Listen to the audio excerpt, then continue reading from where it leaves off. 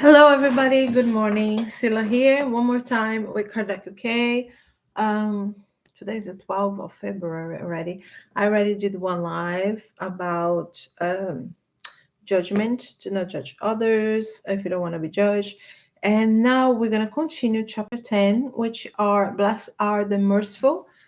And we're going to dive into pardoning of the offenses, and it's going to be part 4 already. And we're going to continue, and basically we're going to go into the explanation by the spirits about the parable of the woman that should be stoned because she sinned. She committed adultery.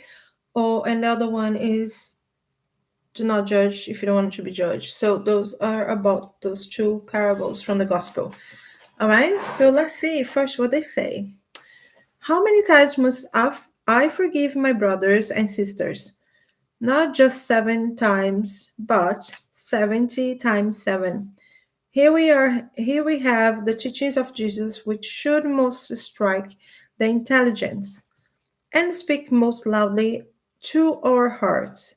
If these words of mercy are compared with the prayer he taught to his disciples, sorry, so if the words of mercy are compared with the prayer he taught to the disciples, the prayer so simple, so concise, yet so great in aspirations, you will always encounter the same thought. Jesus, the preeminently just one, replies to Peter with these words: You must forgive without limit.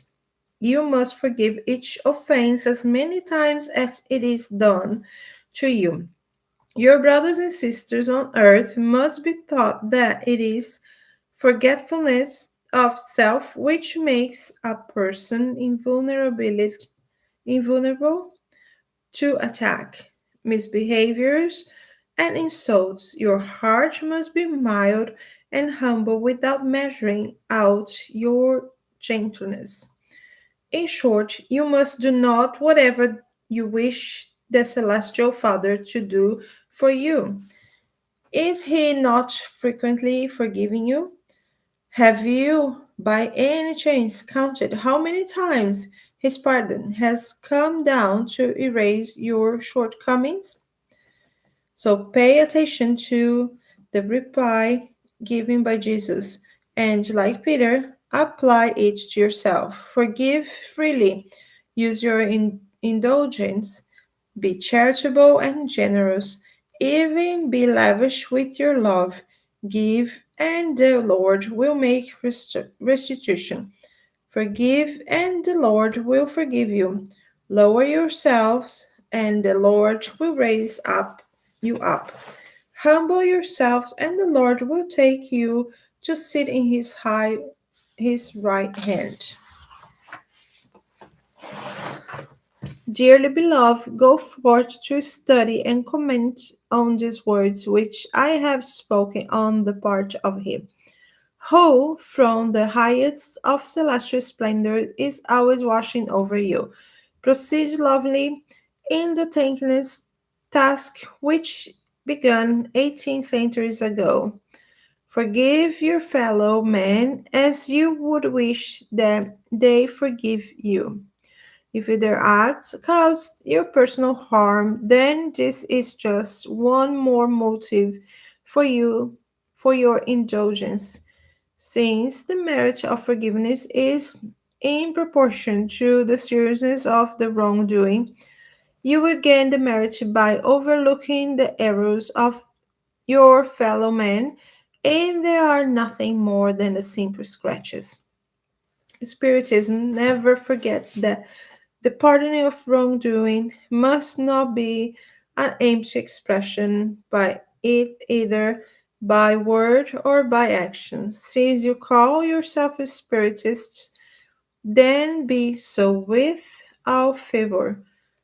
Forget all evil that has been done to you and think of nothing save one thing, the good that you can do. Those Who follow his path must not stray from each every in thought, which is known to God, seeing that each one is responsible for their thoughts. Take care, therefore, to expunge from yourselves all rancorous sentiments. What remains at the bottom of the heart of each one of his children is known to God. So happy is he who can sleep at night, saying, I have nothing against my neighbor. This is Simon and was written in Bordeaux, 1862. So basically, he's saying, especially us that study Spiritism, um, we should be an example to be looked upon, and we should be pardoning without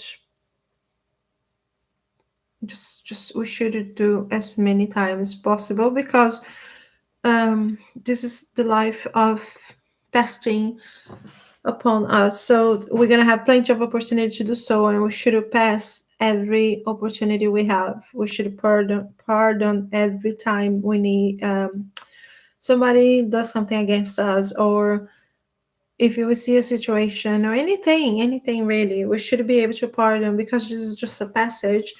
We are here to learn, and this is part of learning and becoming more, I don't know, better souls, elevating ourselves. So basically, that brings me children in my head. You know how children they play together, and then suddenly one of them do something to another they don't like, and then the next minute they're playing together again. That's how we should do with our brothers and sisters. With us, what we should have in our heart to do, like forget is forgiving, don't remember. I'm not saying let people walk all over you. I'm not saying don't talk about things, because talking is also a way to forgive and forget. Like I have a friend that I say something last week that was offensive, and thanks God she called me and we clarify everything rather than be carrying that feeling around.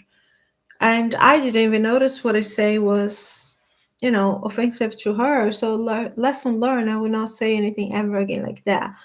But yeah, she took as offense, and we talk about and we scrap and we forget about. I'm just bringing it up here because is an example.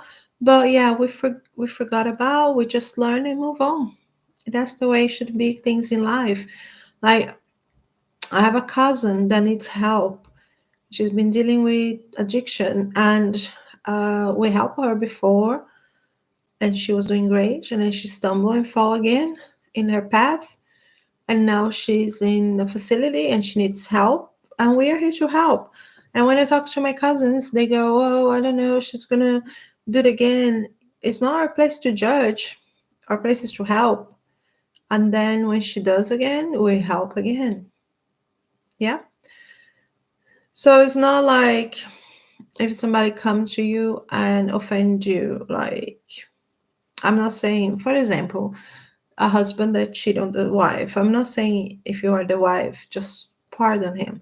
It's not that. If you feel that you must, you get a divorce. But you don't carry in your heart that anger against him. It's done, it's dealt with. Once you divorce, done. Forget about move on with life. Don't, you share your life for a long time. Just be friendly. Don't get rid of the anger, as much as possible. I know it's a big, but just an example of how you can work yourself. I know many couples that are divorced and they're still friends. So if you can do that, if they can do that, why can other people do that? I know sometimes it's a lot, but that's the way to go nowadays, isn't it? So let's go think about it. All right, let's go continue. To forgive one's enemies is to ask for forgiveness for oneself. To forgive one 5 friends is to forgive them proof of your friendship. To be able to forgive offenses is to show yourself better than you were. So then, my friends, forgive others in order that God may forgive you, since you are hard, demanding, inflexible, or if you use severity 7 against all small offense, how can you expect God to forget that each day you have even greater necessity of indulgence? Oh, woe to those who say, I will never forgive, for they pronounce it their own the condemnation. Moreover, if you search deeper down inside, perhaps you will find that it is yourself who is the aggressor in the fight which began as a pinprick and ends in rupture. Who knows if the first blow was not cast by you, being the one who let escape harsh words of offense? Or perhaps you did not proceed with all the necessary moderations. Without doubt, your adversary behaved badly by showing himself to be exceedingly susceptible.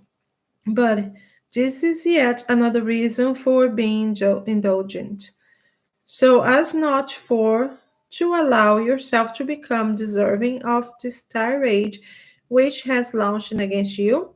Let us admit for the moment that in the given circumstances you were really offended.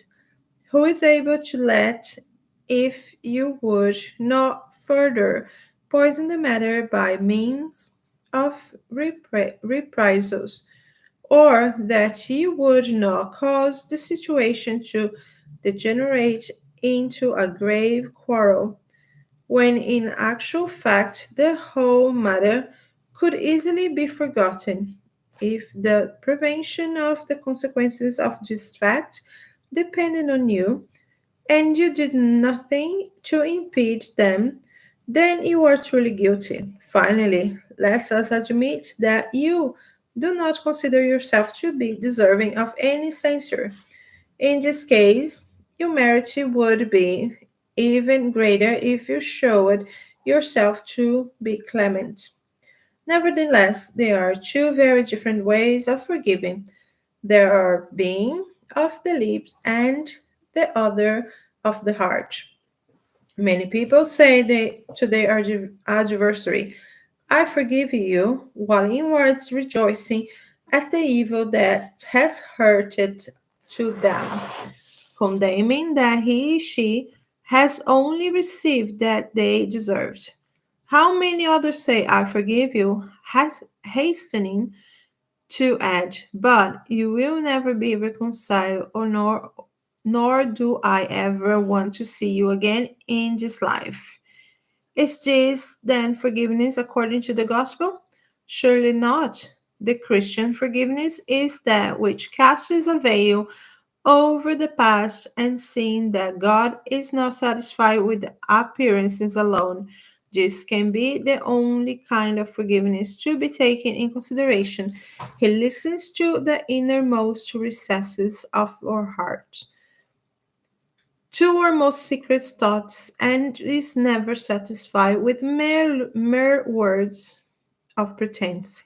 Completely and absolute forgiveness for all offenses is peculiar to great souls, whereas rancor is always a sign of baseness and inferiority.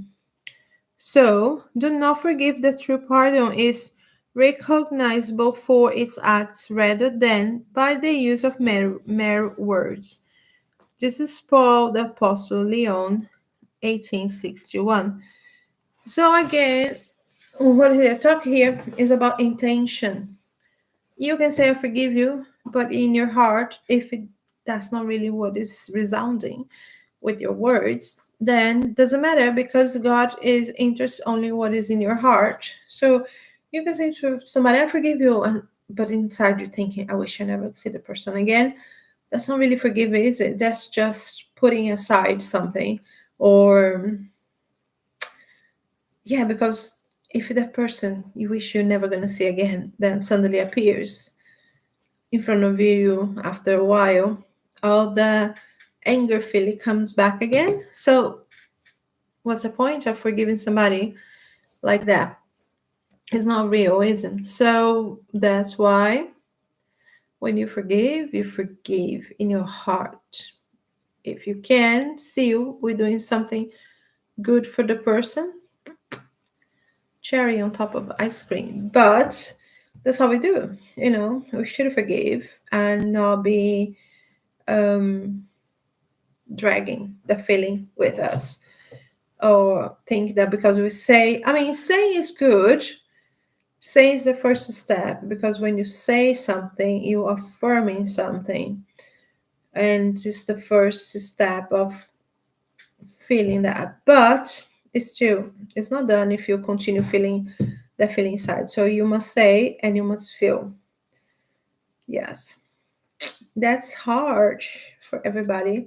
And I myself know I have my sister that I don't talk to for many years, and I never hold a grudge against her. I don't know. It was really hard to live with her, and I never hold anything against her, but also I was trying to not give my face to be slapped over. So we, after many years without talking, we finally see each other, and we're doing great for a few years. We're talking, our kids were talking, which is the most important thing, is about our kids being able to be cousins.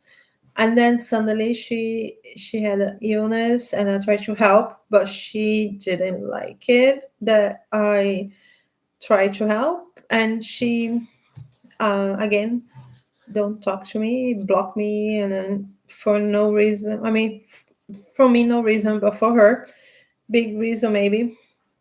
Whatever was going on, I don't know what it is. So, um, of course, I forgive in my heart. I forgive and forget. But and if she comes back talking to me, it's like I will just act normal.